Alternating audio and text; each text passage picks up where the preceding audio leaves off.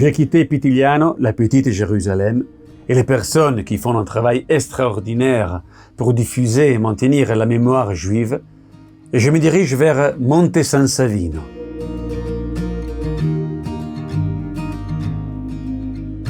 Une ville qui a une histoire unique.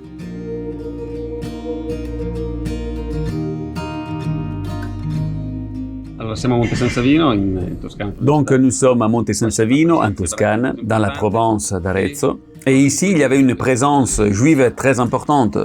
Tu peux me raconter quelque chose ? Nous commençons au XVe et XVIe siècle. Certains documents attestent d'une présence juive qui venait à Monte San Savino, principalement pour le jour du marché, qui dans le passé était mercredi.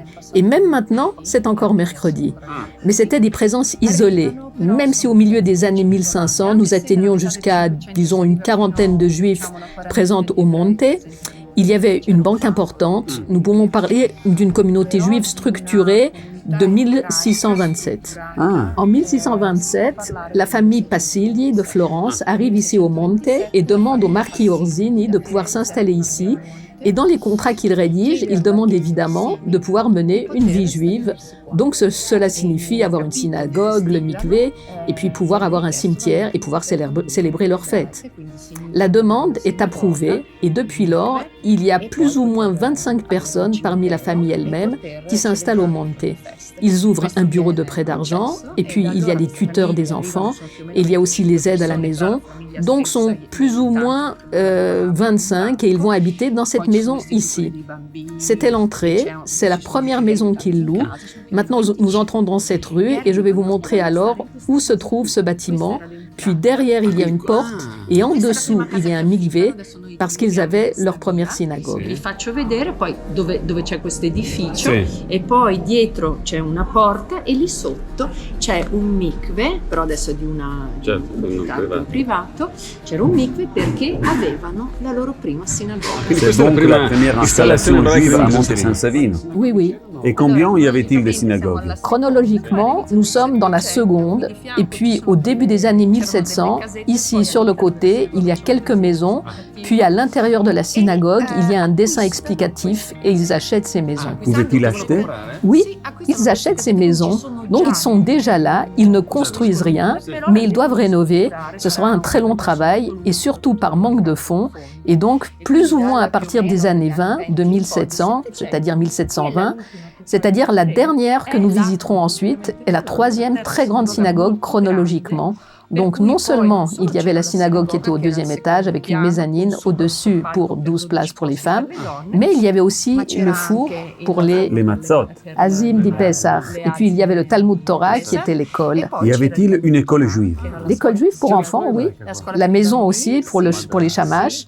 Mais en plus, il y avait aussi ce qu'on appelle un hôpital qui est une sorte d'auberge pour loger des juifs qui venaient de l'extérieur, qu'on appelait les étrangers.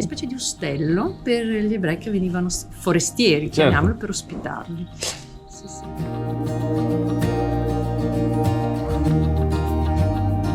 Donc, ici à Monte San Savino, il y avait une vraie vie communautaire.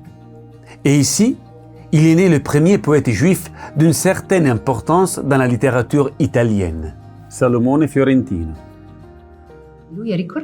On se souvient de lui parce qu'il est le premier poète juif en Italie à avoir écrit en italien. Auparavant, ils écrivaient en latin. Hébreu. Soit en hébreu, et donc ils restaient dans un petit cercle, ils écrivaient quand même. Il y en avait beaucoup. Bien sûr, bien sûr. Mais on ne se souvient de lui pour ça.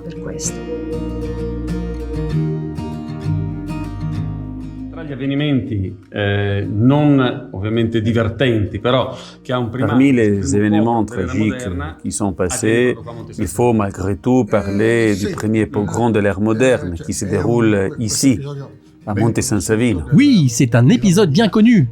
La Viva Maria qui nous a donné un élément très important. Nous avons une date définitive, 1799. Donc, quoi que nous trouvions, nous savons que cela doit être avant 1799. C'est un mouvement qu'on appellerait aujourd'hui fondamentaliste.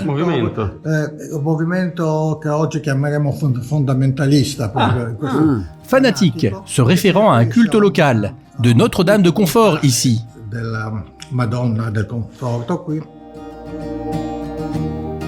Le Viva Maria c'est une vraie chasse aux Juifs.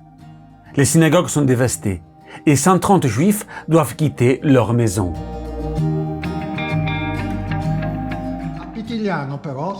À Pitigliano. Cependant, les Pitigliano ont défendu leurs Juifs et ont chassé ces fanatiques. Les Juifs se sont en partie enfuis et ont cherché refuge à Sienne en pensant... Être sauvés. Et au lieu de ça, à Sienne, il y a eu le massacre. Et c'est là que l'histoire s'est terminée.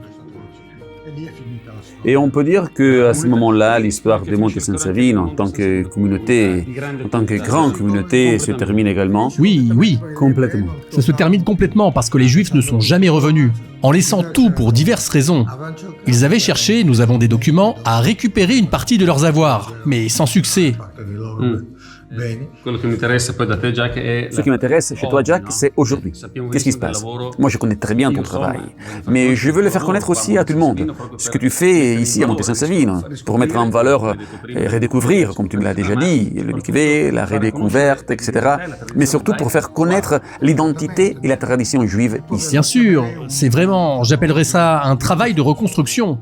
Oui, car grâce à la découverte des ketubot et des pierres tombales des familles, tu as réussi à reconstituer les familles qui habitaient ici? On a des noms?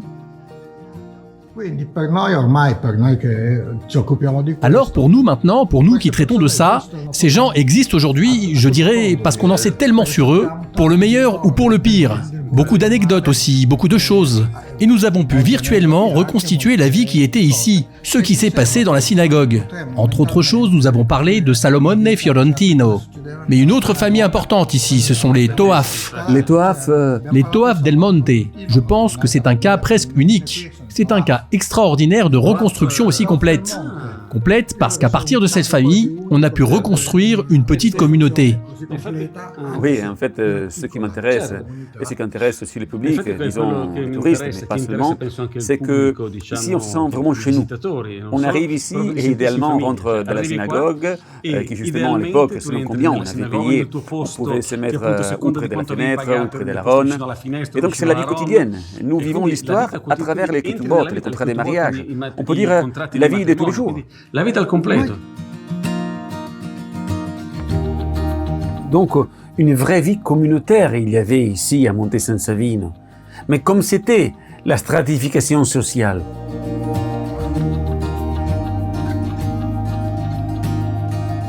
La stratification sociale. Bien sûr. Tout le monde n'était pas... Il y avait les riches et les moins riches. Il y avait ceux qui payaient la taxe sur les perruques.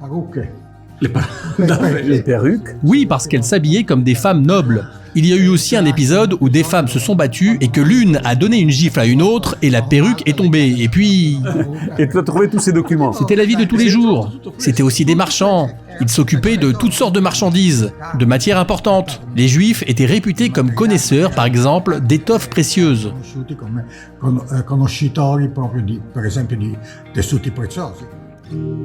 C'est ça, le travail de reconstruction nécessaire, indispensable, qui fait Jack Arbib. Et c'est pas seulement pour sa mémoire, mais aussi pour la nôtre. Una delle cose quasi immediate che ha fatto Gheddafi quando è arrivato Une des choses que Kadhafi a fait presque immédiatement, quand il est arrivé au pouvoir, a été d'envoyer des bulldozers qui ont complètement détruit le cimetière. Le cimetière auquel moi aussi j'étais très attaché, parce que le terrain du cimetière avait été donné à la communauté pour faire le cimetière de mon arrière-grand-père. Era stato donato alla comunità per fare il cimitero del mio bisnonno. Quindi era di famiglia. La famille. Oui. Ensuite, j'ai trouvé cette phrase que j'ai beaucoup utilisée. Regardez, je suis ici. En voyant ces tombes abandonnées à Monte San Savino, je dis « Je suis devant les tombes de pères sans enfants. Et nous sommes des enfants de pères sans sépulture. » Tombe di padri senza figli, perché nessuno... E noi siamo figli di padri senza tombe.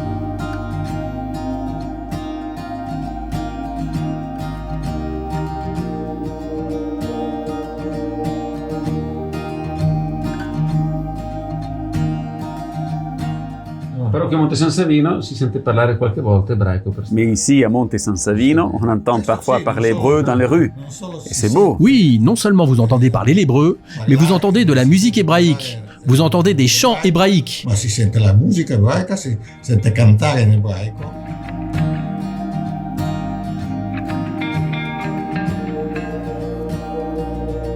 Et maintenant, après une journée très intense, je reste avec mon copain Jack, qui m'a préparé un bon dîner. Nous, on se voit à la prochaine ville.